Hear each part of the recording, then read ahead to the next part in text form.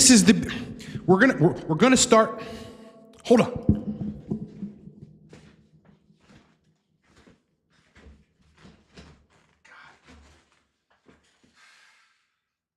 The live stream.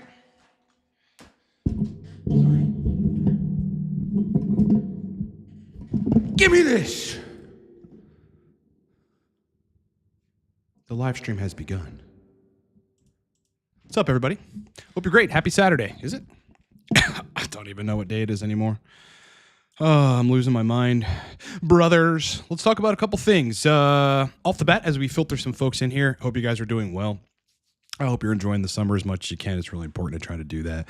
Been focusing more in my own brain to try to enjoy that this is the greatest season of the year, and here in Pittsburgh and most of the Northeast and North fucking Middle, and it gets freezing cold here in a bit, so that's going to suck.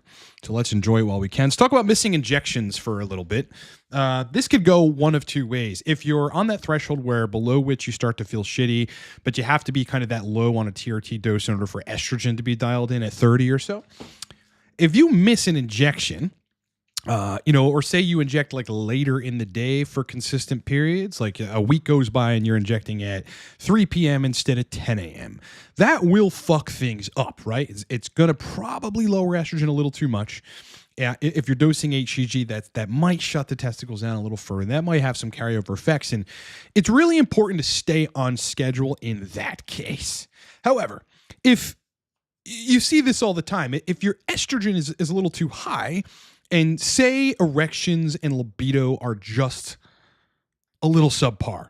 If you're injecting twice a week, right? If you take that next injection, on that 3.5 day, and you don't inject it, you're probably going to recognize your libido comes surging back, and that's just because you met the sweet spot in estradiol, as well as potentially SHBG, to where then you're dialed in. So then you got to probably rework your protocol. So, it's just something to think about. Really that latter point. Sometimes if you're too high on estrogen and your dose is too high for you, or particularly just whatever it is, estrogen's like fucking with you, missing an injection can really help you gauge where you need to be with estradiol. So just something to think about. Let's talk about Sermorelin real quick. I haven't got into growth hormone peptides at any significant capacity. However, my girlfriend has used Sermorelin. She stopped using it probably 3 weeks ago and was using it for about a month and a half.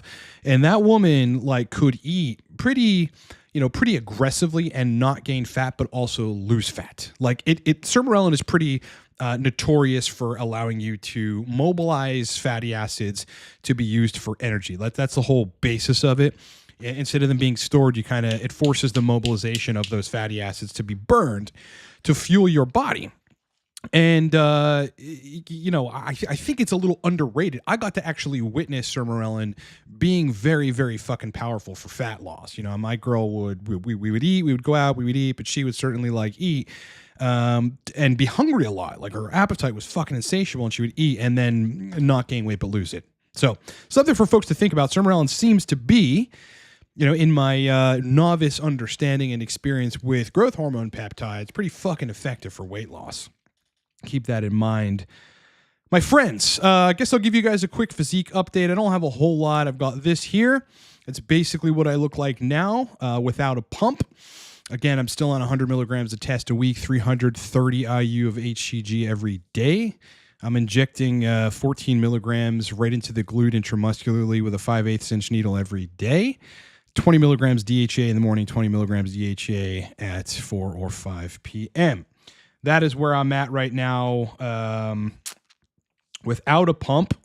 And this is where I am with a pump. Pretty good. Feeling pretty good about especially the size of the shoulders and my chest and the vascularity. So I'm pretty happy with it. Honestly, I do not need to go back on cycle anytime soon. It's pretty fucking weird, right? How going on a cycle and then doing it the right way, tapering down slowly to sports TRT, and then getting on your ultimate, cruise dose, if you will, allows you to retain a lot of fucking mass.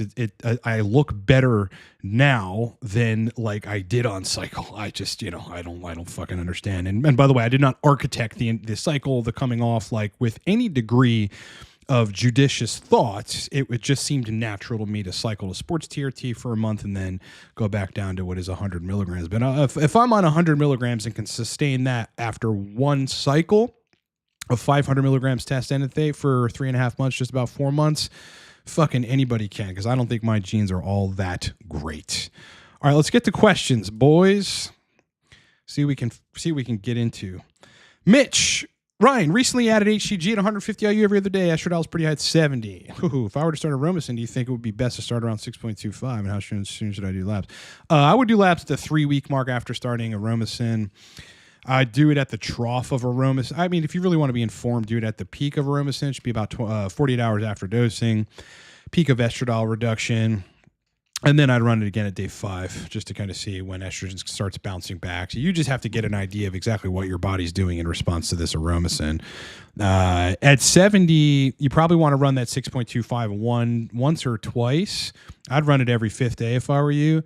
But then you run estradiol sensitive, see where it is, hopefully get it back within a week or 5 days. And then at that, and you're probably better off going to LabCorp for that because they seem to be quicker with estradiol sensitive. And then if you feel like you don't have joint pain or a lack of libido or numbness in your junk, which would indicate you're a non-AI responder and you shouldn't take AIs, then you consider doing 3.125 every 5th day or something and try to dial in that way. Ultimately, though, if you can't, you're just going to have to go on a lower dose of test and add a non-aromatizable androgen like Anavar cyclically to get the extra anabolism and some of that extra androgen receptor activation and some of the benefits you'd get from androgens in general. So that's what I would say, my friend. I mean, I don't know where you feel at 70. If your dick is functioning well and libido is good, then don't do anything. But if those things are a problem, that it's 100% estradiol. The number one problem that people have regarding sexual function on TRT is just estrogen. That's it. Whether it's HCG induced or your dose induced, it's just estrogen. So figure that out and move on out, brother. What's my average pulse pressure? Pulse pressure, beats per minute, 55 to 60.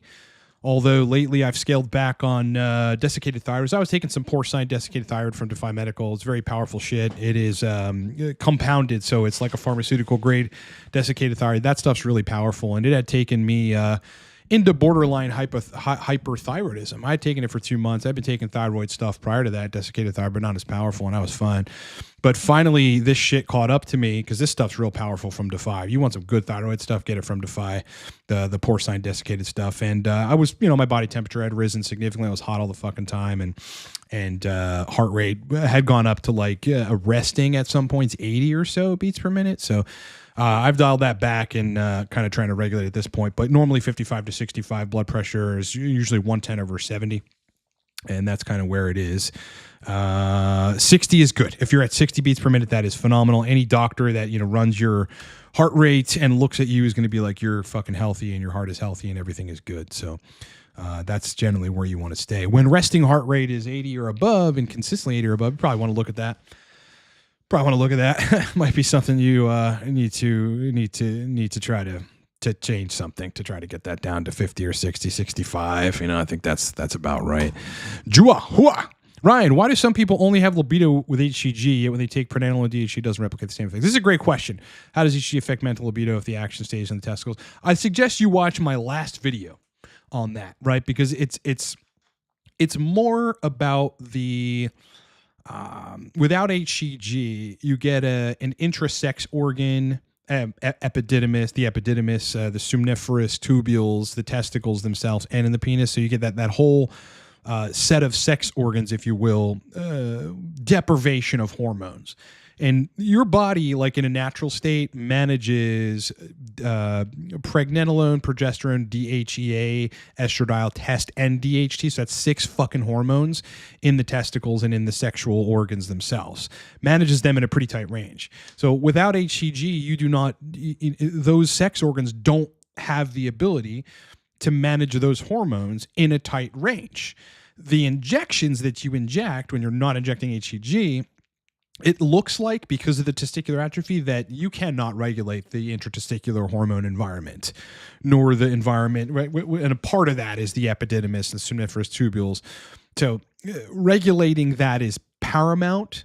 Again, I'll always give the caveat or at least the disclaimer that there are people that cannot take HCG and they're fine, right? But I haven't seen that to be a majority at all. The majority of people need it. So, and it's for the same reason. You can't just take DHA and pregnenolone and have that regulate that whole set of 6 hormones in the sex organs. That's your answer. It just doesn't work that way, because how is your body going to know to do that? It only knows to do that when Sertoli cells, Leydig cells are functioning the way that they are supposed to be in a somewhat natural state via luteinizing hormone and FSH mimicry, which you get with HCG. Do I consider SHBG and believe lower negatively impacts libido? I am at 13. I don't until it's like single digits and low single digits, like 5, 6, that'd probably be an issue. Theoretically.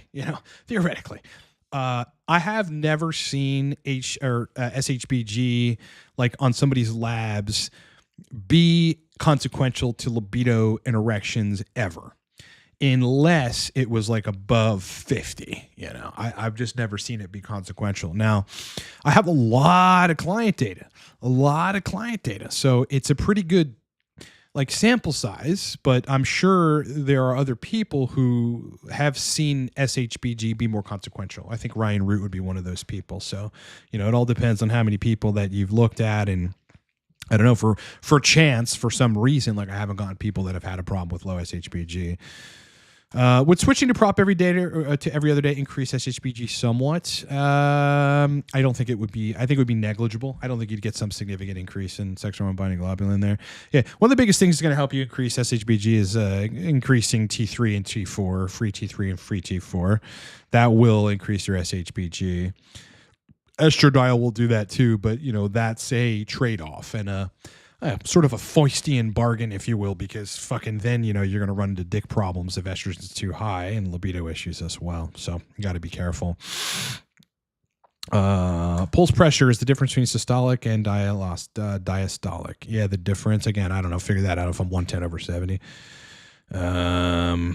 That's usually what I'm at. 110 minus 70. 40. So I guess mine's 40.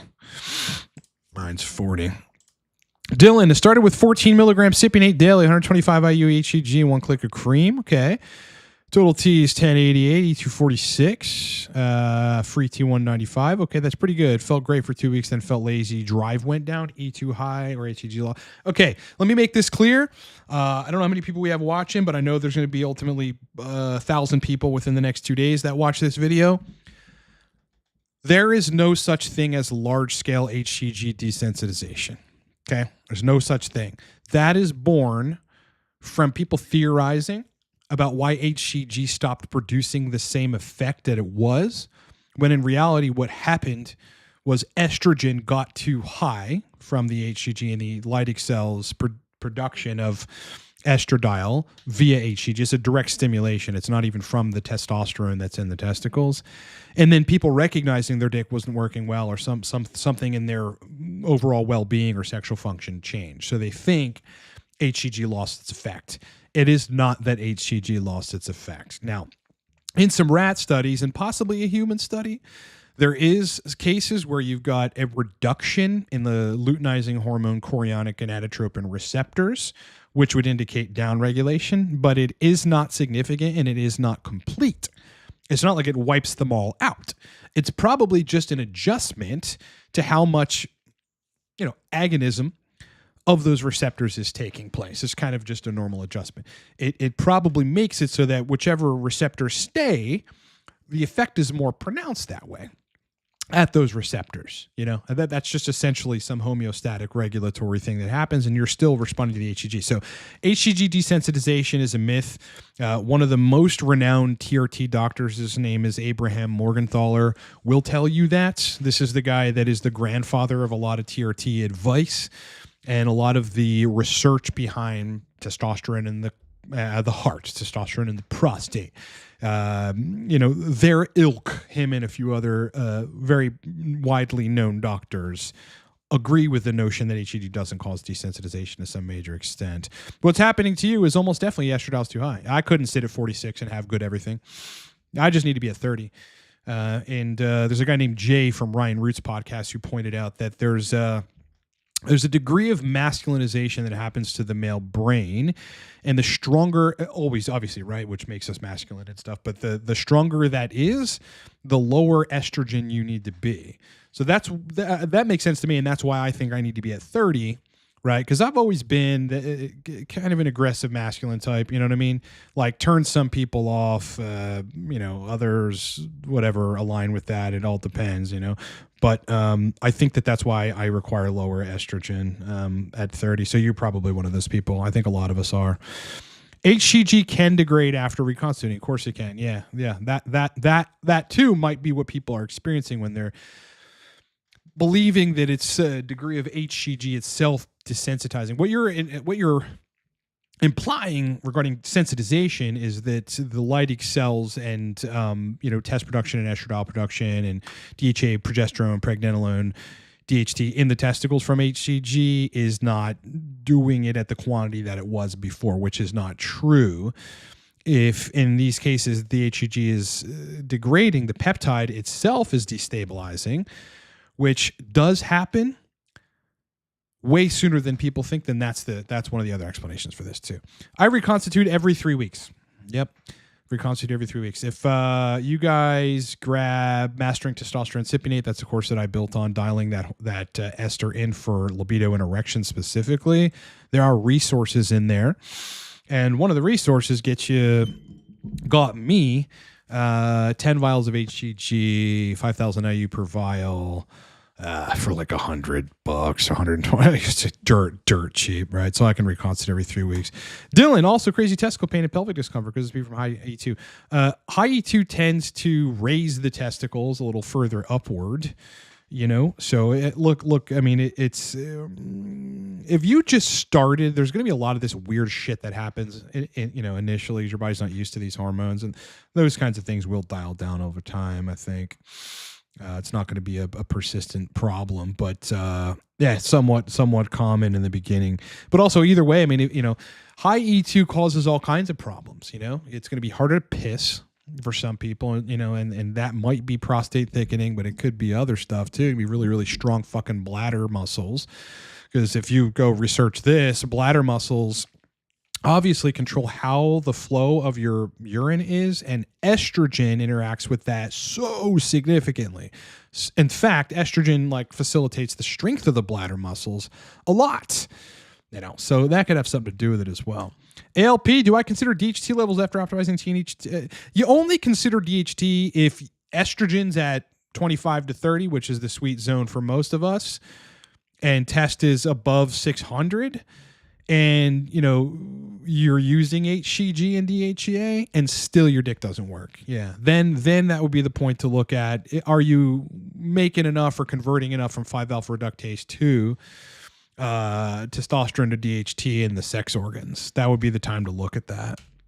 And if it's low or close to low, it might be time to supplement with a little bit of exogenous DHT. That's what I would do in that case. Yeah.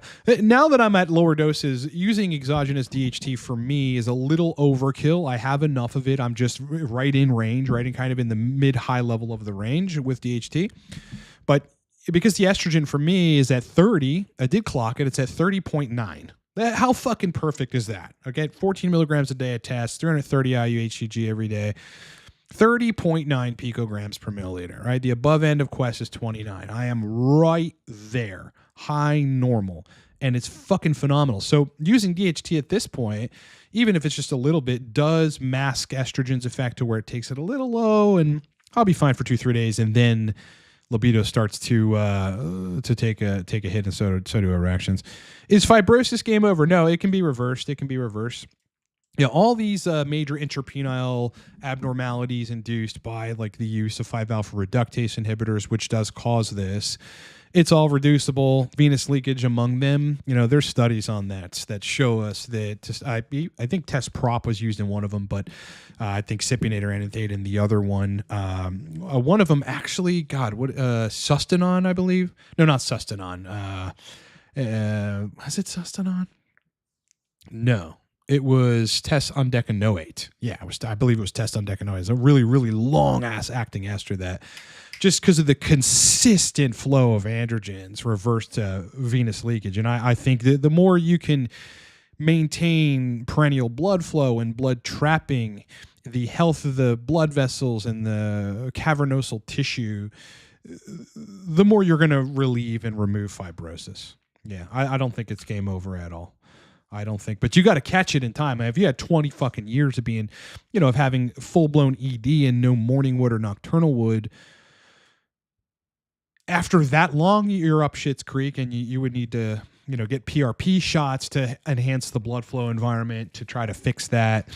And you'd have to make sure you have a super fucking dialed in HRT protocol so that you keep that going. And maybe in that case, a super, super long ester of constant exposure is going to be better for blood flow to revive that. So it's possible even after 20 years, in my opinion. I think most things are fixable. I've seen some crazy shit that hadn't been fixed or touched or even marginally benefited for 10 years be remediable with the right HRT protocol, and the right approach.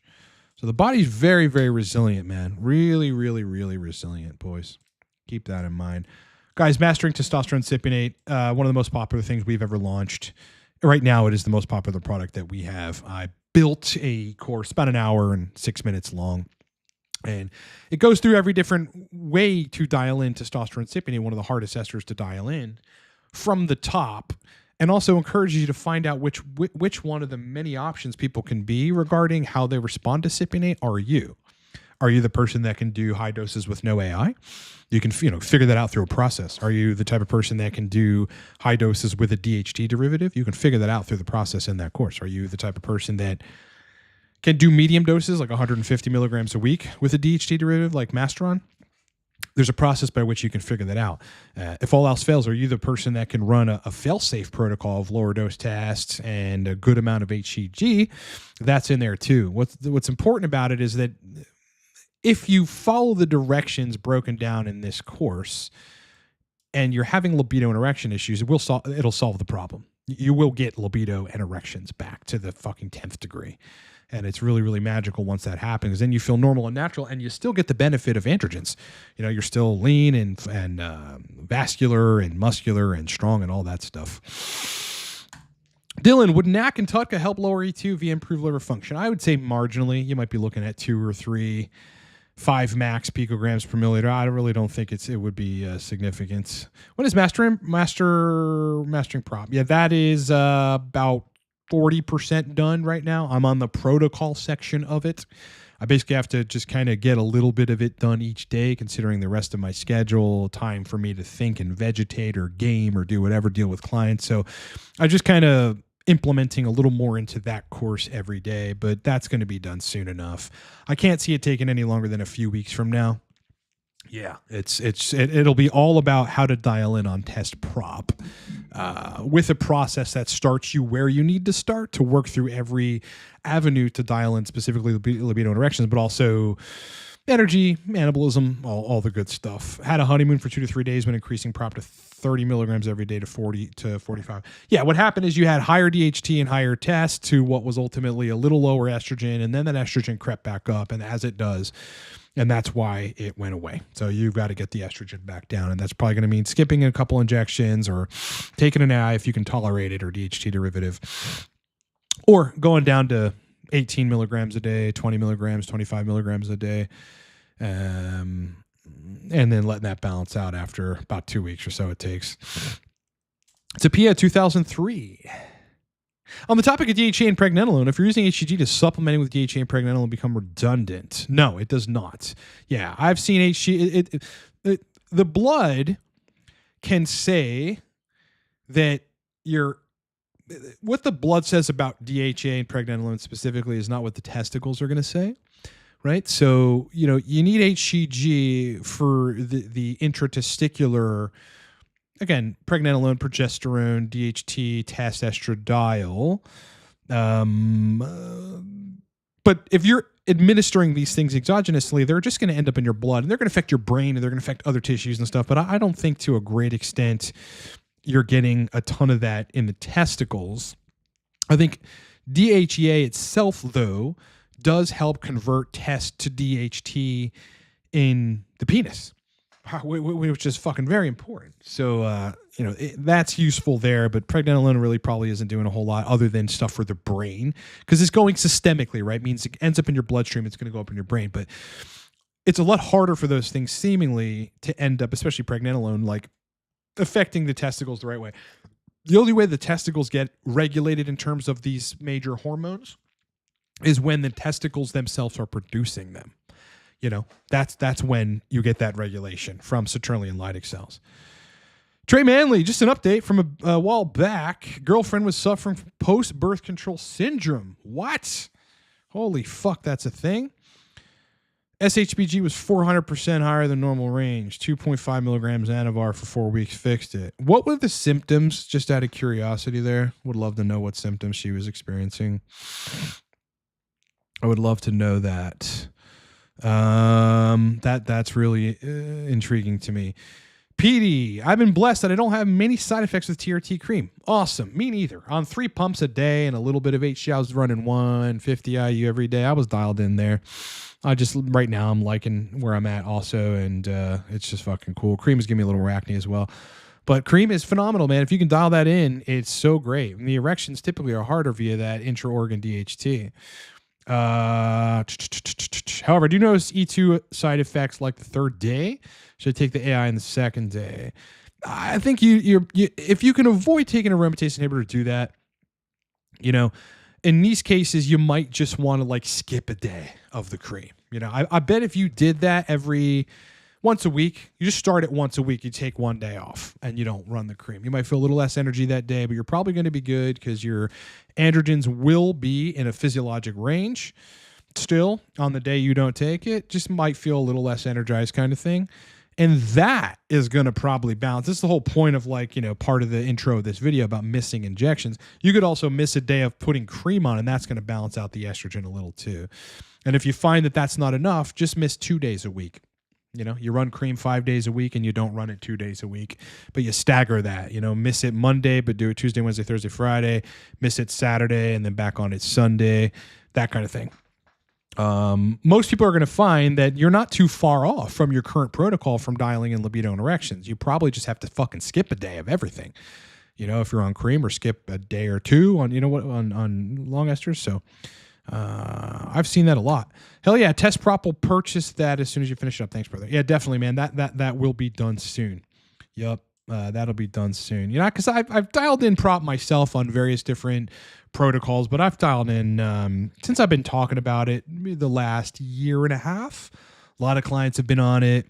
I have some data from prior to that, which is kind of what made me start talking about it. So I probably have a total of 300, 350 people that have dialed in on Prop. So I have a lot of information about that. So it's going in that course. Is penile fibrosis reversible? Yeah, we were just talking about this before. It is. Super physiologic on TRT, 500 IU 3 times a week, each cream for all shot for 3 months. Yeah, it is. But the problem is in that protocol, your estrogen's probably too high. So the one thing that I think will prevent fibrosis from recovering itself is estrogen receptors being agonized in the penis, which, can fuck with nitric oxide and blood vessel health and blood flow. Yeah. You need some of it, but you can't have too much of it.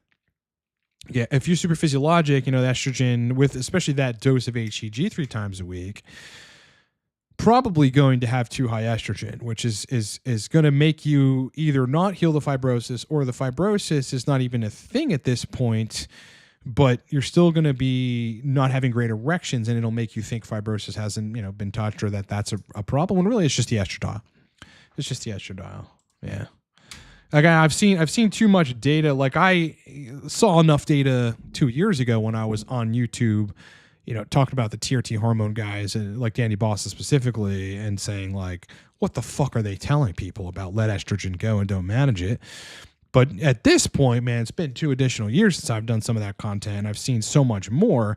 I can unequivocally and confidently say that estrogen itself is the biggest cause of dick problems on TRT. That's just it. That's just it.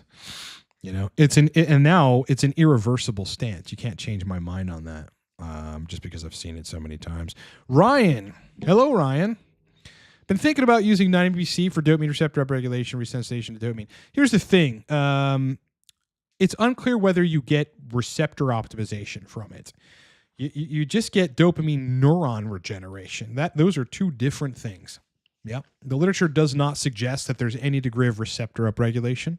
So that is something born out of the internet that is unproven. Reports of neurotoxicity and pro-cancer properties making me rethink it. There are no reports of neurotoxicity nor pro-cancer properties. There are no reports. There are people on Reddit making assumptions, comparing 9-methyl beta-carboline with other beta-carbolines, which is not scientific. You know, when people do that, listen, science is so fucking particular that you can't just make assumptions like that. It would have to be rigorously tested in a lab setting then to validate or invalidate it. And I bet if it was done like that, it would be invalidated that, you know, there are pro-cancer or neurotoxic properties. You can't confuse 9-MEBC with other beta-carbolines. You can't do that. Just because it's a beta-carboline, it's just not how science works. So, and there are no reports of this. There are people proposing this on forums. Big difference between testing this in a controlled setting in a fucking lab. Not even close to the same thing. You got to have high standards about what you believe and make sure that shit's tested. Otherwise, you know, you're thinking shit like this and it's preventing you from taking a very, very powerful compound that's studied for Parkinson's and doesn't have significant side effects in those studies. It's almost like the female equivalent of PFS. What is? Rishab is natural. Total test 816. That's pretty great. Estradiol 36. That's pretty good. DHT is I'd love it a little higher. Prolactin 4. Suffering from ED and libido. It's either the estradiol should be 25 or that DHT should be a little higher. Prolactin it being at 4 is fine. Totally fine. Really, really fine, boys. Physique update for those of you that haven't seen it. This is kind of where I'm at right now. Again, I think it's fucking crazy that I ran a cycle for a mere 4 months of 500 a week of test and cycled down to sports TRT for just about 4 weeks thereafter. Then I have held 98 milligrams a week with 300 IU of HCG a day. And that's me with a pump. I'm pretty happy about it, man. I guess it really does show the power of a pretty well architected cycle and what that does in terms of mass. Because if you looked at me just a year and a half ago, I was nowhere near as fucking big as I am now. Feels pretty good. Here's me without a pump. Just chilling, brother. Fibrosis is still a thing. I have pain, having an erection, curvature still pronounced. Thanks for the extra info. I did not know that. I've checked E2 level. Yeah, you definitely do. Keep with the androgens. Keep with the androgens, man. Thanks, brother. Thanks, brother. Thanks, brother. Any other questions, guys? If you got them, post them. I don't know what your plans are this weekend, but try to enjoy the weather. I think here in Pittsburgh, we had a stretch finally of like pretty good, consistent weather. It was really murky for a while. It was just like raining on and off, and it didn't know what it wanted to do. It's not not a smooth transition in seasons over on these parts, but I think now we're finally here. Mitch, how often you run Proviron? I haven't run Proviron in quite a long time. I think the last time I consistently ran Proviron was on my cycle, which was last June. So a year and a month and a half ago, something like that, a year and 2 months ago. Yeah, that was when I ran the cycle. And I was running Proviron 25 milligrams a day for probably about a month of that.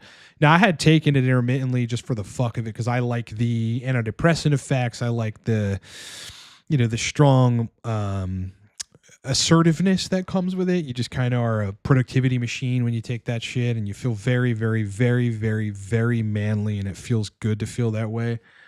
Sometimes, other than that, I haven't really taken it in a while, and I'm pretty sure I'm out of it at this point. Yeah. Question: which is the best carrier oil you like? I think MCT is fine.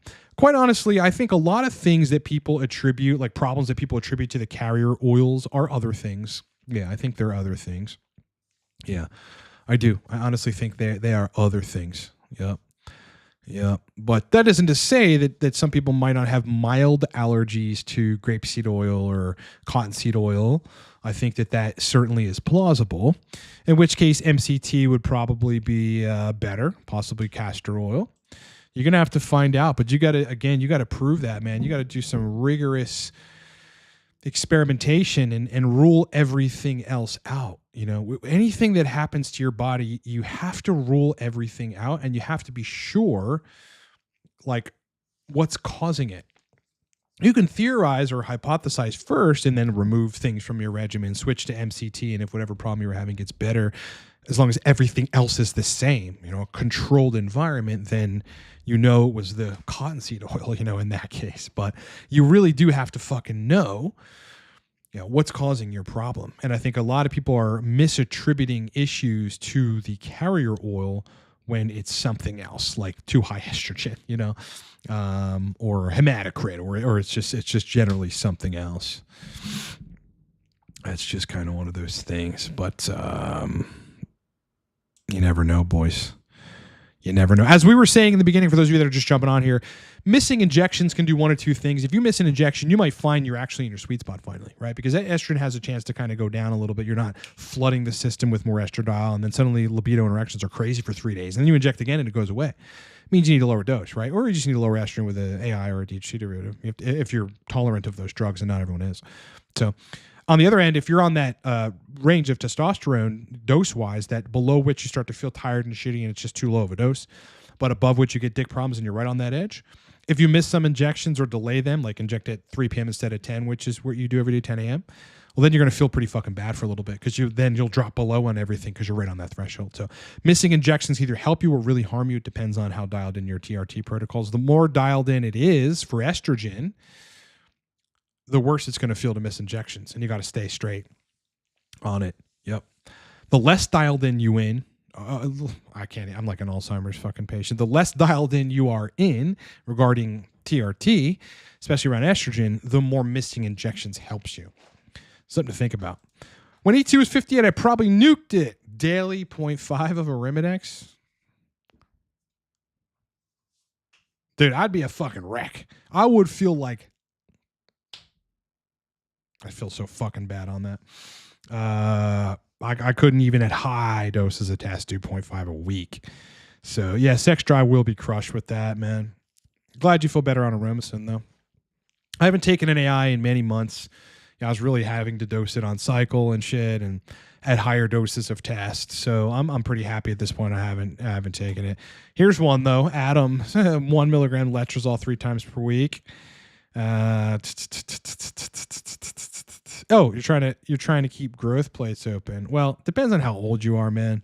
Really does. If you're in your 20s, you could probably do that. Yep, you could probably do that. Yeah. I'm just under 5'10", and I was always purely 5'9".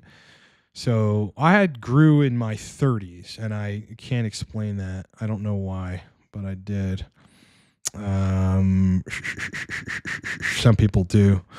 And any changes on the source list I got a couple months ago? No, but we had to pull that down for a few reasons. But resources are in mastering testosterone cypionate. So just something for folks to keep in mind. It's not just about dialing in that compound. If you just want resources, get it. Get it. Everything you could ever want is laid out there, boys. Brothers.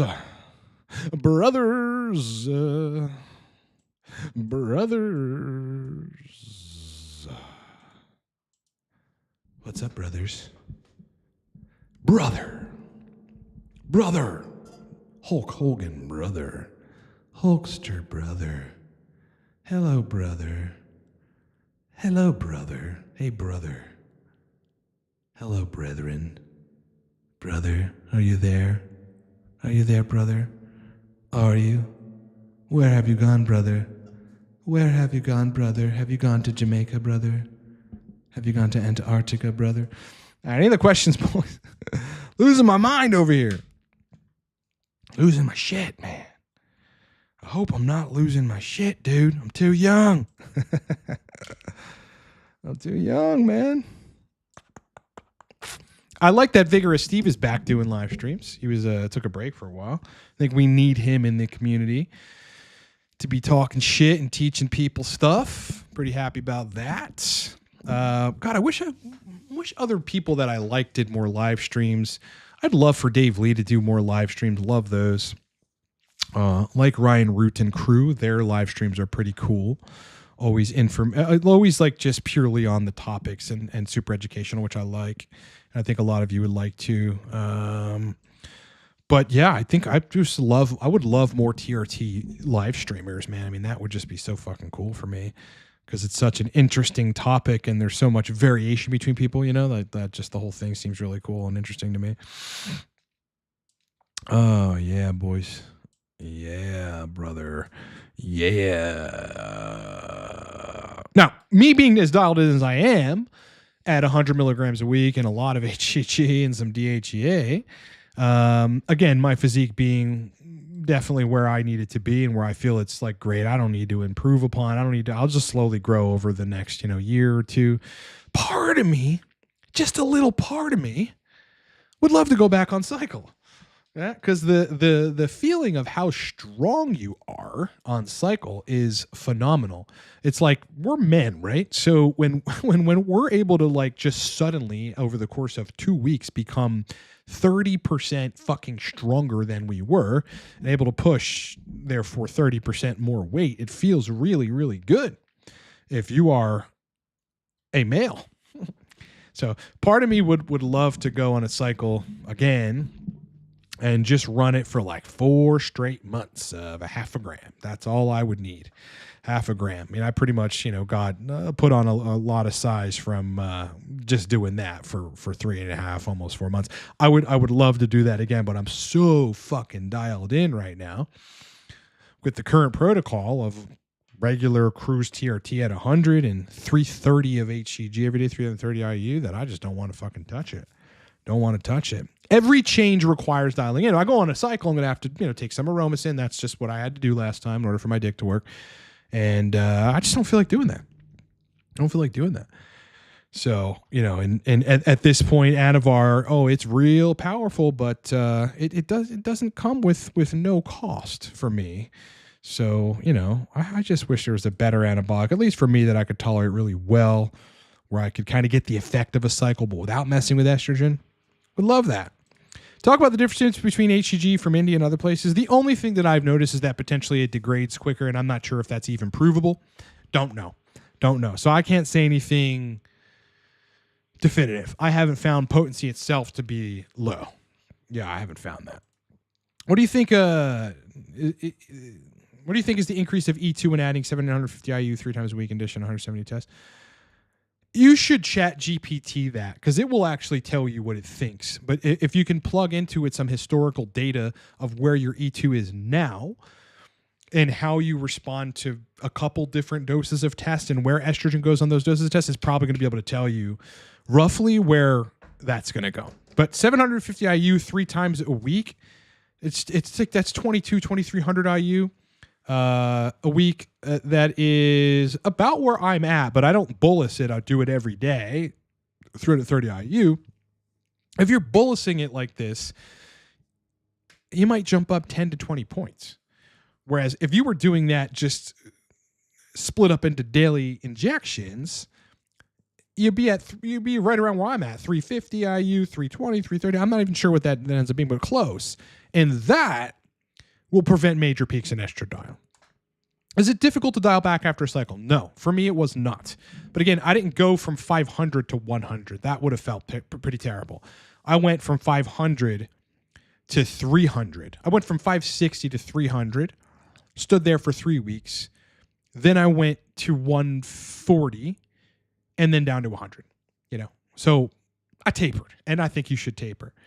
But like now, the only difference, I mean, obviously the strength, I've lost maybe 10%, not a lot. And again, my physique's still fucking rocking, really great, and I feel good and stuff. The only difference is on a cycle, I was at peak energy all day. I still have pretty good energy. Yeah, I'm still pretty fucking awesome all day. But there, I had more energy. I just had more energy, And this is not a deal breaker or anything because I feel fucking great, pretty much all day. But like then, I could go to the gym and push 20 to 30% harder and not feel tired. If I pushed that hard now, I might need to lay down for 30 minutes after eating and taking a shower and shit and getting rehydrated or whatever.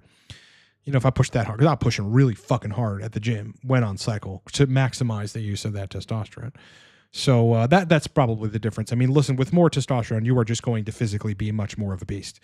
And without it, you will be less. Use Merck Ultra, good stuff without degrading issues here. Well, that's wonderful. Yeah, I think that stuff's pretty expensive, but it's worth it. Thank you for the Red Bull. You ever try cycle low dose HGH? No, not something I really want to get into. Look, I don't know enough about it, especially to manage blood glucose levels, because I'm quite sure they can get fucked up on that to even run that. And I do not like feeling hypoglycemic. It's a shitty feeling. I have felt it before, and it feels fucking dangerous, honestly.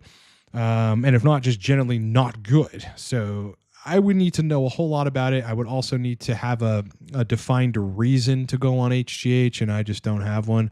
I could go on a cycle and get 20 to 30% bigger than I already am at this point. I mean, if I went on another cycle, I think I'd be a fucking behemoth. So I don't really see a need for HGH right now. Said added some MOTS-C, SS31, and SLU PP332. Energy difference is incredible. I don't have experience with those, no. Dietrich, thanks. We'll try daily pins and retest. Last time E2 was 110. This is picograms per milliliter. No E2 symptoms is still higher than needed.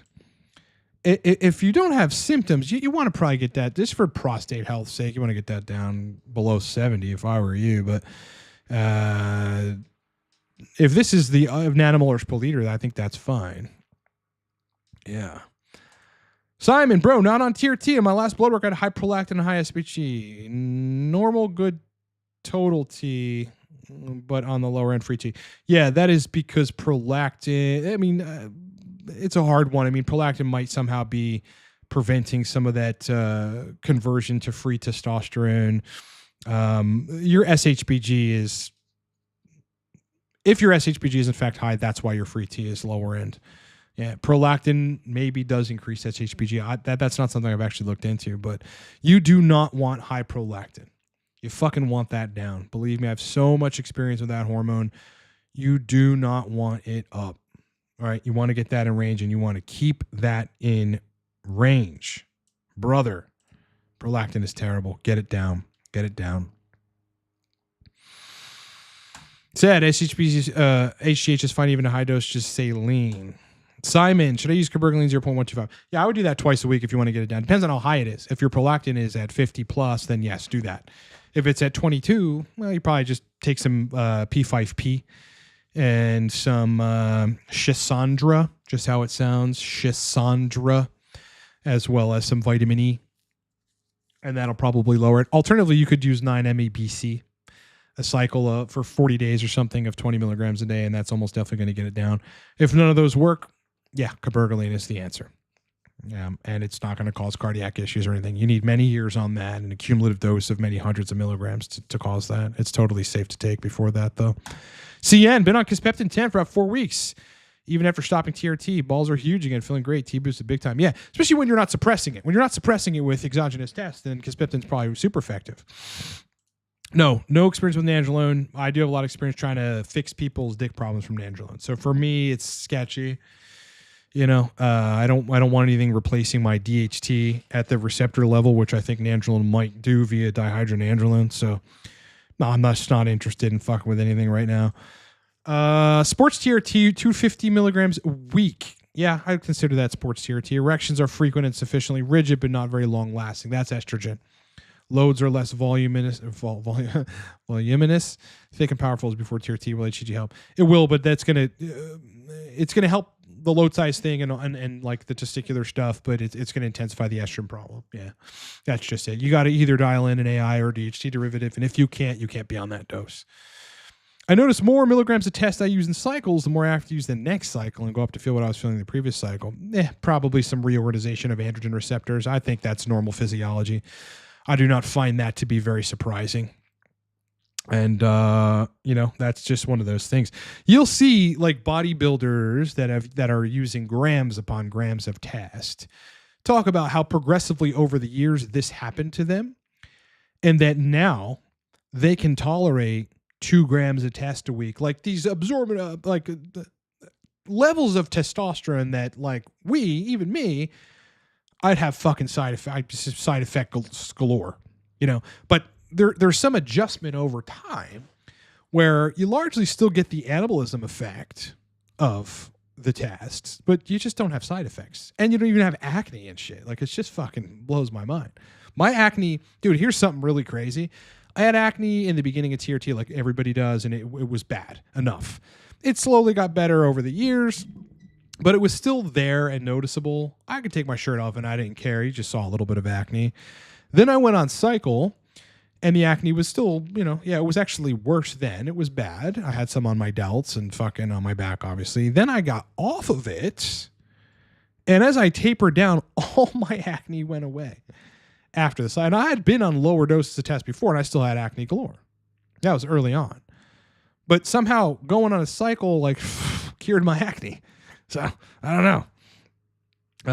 But I was just saying, like, guys like Chase Irons and shit who've been dosing for years, they can be dosing grams of test and not have acne. It's just your body does get used to the shit over time.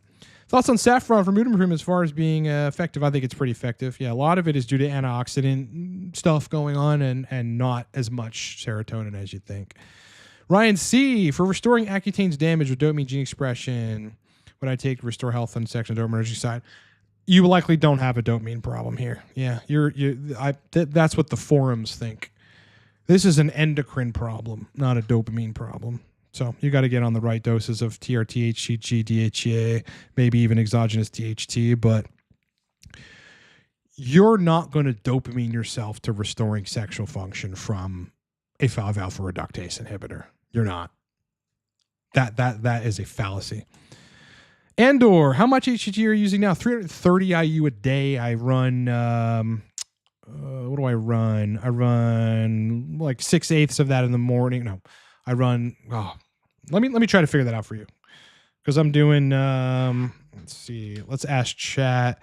330 IU, let's see, 5,000 IU HCG vial reconstituted with 3 milliliters back water, 8 units morning, 12 units evening.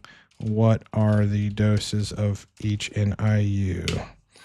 Okay, so what I am doing right now is I am running in the morning 133 IU and at 4 or 5 p.m. 200 IU. So for a total of 330 IU. I split it up that way to prevent estrogen peaks, and it works perfectly. Said, I'm running my first bodybuilder cycle right now. Titrate up to 550 a test. That's just where I was at. Yep. I was able to tolerate that. I had some bumps in the beginning. I had test flu for 6 or 7 days, and that sucked. But I figured a way out of that. Want to add Primo, but code Swanch NPP. Okay. I'm lighter, so I see why. But would you do NPP over Primo? Bulking tissue phase. Yeah, Primo's not great for bulking. I mean, it's going to make you kind of more of that chiseled look. So if you want to bulk, I'd say listen to your coach. If you have a coach, a bodybuilding coach, just listen to him. Just keep in mind, if you're using NPP, just watch your sexual function. If shit gets wacky, bring that up to coach and let coach deal with that. Make sure you make it apparent that you need to deal with that, and coach will fucking deal with it. Andor, can testosterone propionate and 20% testosterone cream be used together? Yeah, I've used it many times. I've dialed in on that. I've dialed in a high dose of the shit, but I needed Romacin for that. What do I do for PTSD, anxiety? That's a hard one. You got to do a lot of meditation. You have to do a lot of reorganizing of your thoughts. You have to figure out where it comes from. I had a pretty fucking rough, just a fucked up childhood, and a lot of unusual circumstances, and so I was left over with a lot of really strange shit, and it had no time to get better, because then I went to Iraq and got more fucking a different kind of war-based PTSD, and then I was in a really bad relationship where there was a lot of emotional abuse and shit, and so meditation helps a lot, pot sometimes, but that's not a persistent fix. It's more about reorganizing your brain, which does take a lot of thinking and a lot of work. And also, I think a lot of blowback. If your PTSD or anxiety or stuff that you have is causing problems in relationships with people, and they give you blowback from that, it is a good catalyst for change, for you to change it, to do the internal work to try to change it, or just the fact that that alone is causing problems might make you want to change it. So I think it's a complex set of things. I mean, some psychologists, psychiatrists, et cetera, would suggest CBT, cognitive behavioral therapy, among other things.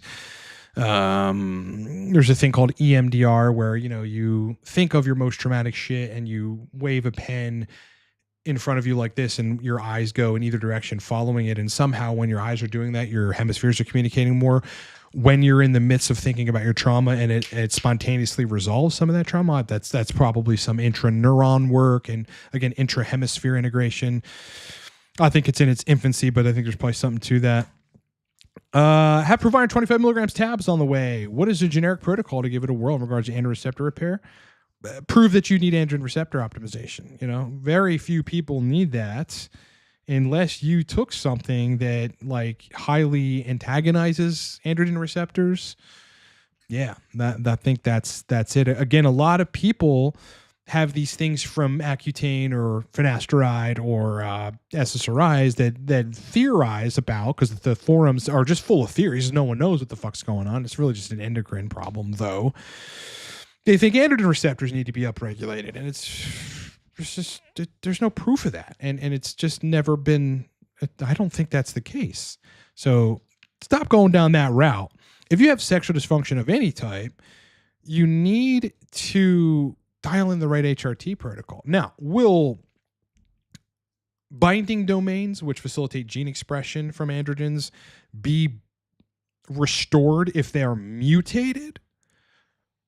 If you use Proviron, yes, the literature does suggest that, and we've done content on that. So something to think about, but you gotta prove that that's happening. Yeah, one of the only ways I think you can kind of test androgen receptors at any level is probably gene testing. You know, gene testing. If you can't do that, then you're just shooting in the dark. If you want to know the answers to these questions for yourself, do the gene testing for sure.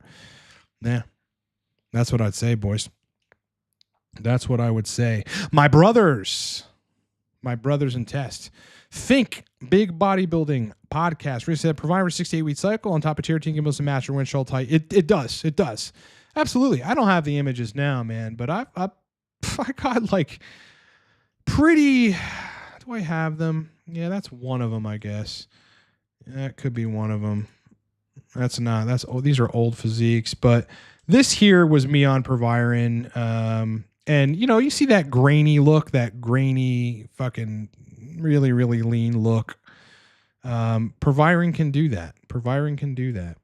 This too, I was on Proviron. This was a year ago, so it's nowhere near where my physique is right now. But yeah, I had a pretty good chiseled look. Proviron does that for sure. This is me right now, not on any DHT derivative, low doses of test, and just left over from the cycle. Really working hard, feeling strong, eating a lot of protein, a lot of fucking protein, boys. That really does matter. But yeah, Proviron can. It's so strong. It is stronger than people think. It's so good for the physique. My physique always transforms if I'm running Proviron for a long time. It really fucking transforms, and I love it. I love Proviron. It is my favorite androgen. Favorite. Better than Test, better than Primo, better than Mastron. I love Proviron. The only problem I have with Proviron is after a couple weeks, and if I continue to take it, it fucking nukes my hair. It just fucking nukes it, man. And I just don't want that. I don't want it. So, you know, I'll take a break, whatever, from Proviron, and I'm super dialed in now. And then there's going to be a point at which for probably 2 straight months, I'm going to run 25 a day. And I love the way I feel on that stuff. Love it. Love it. And I run 12 and a half in the morning and 12 and a half at about 4 or 5 p.m. So 25 a day total, but, you know, split up that way with Proviron. And it's just so good. It's so good. Cleanest androgen. The cleanest androgen you can get. I love that shit. Can't say it enough. Can't say it enough. All right, boys, I'm going to end the stream. Great questions. Great questions. Great. The question. Great questions. Hope you guys have a great rest of your day.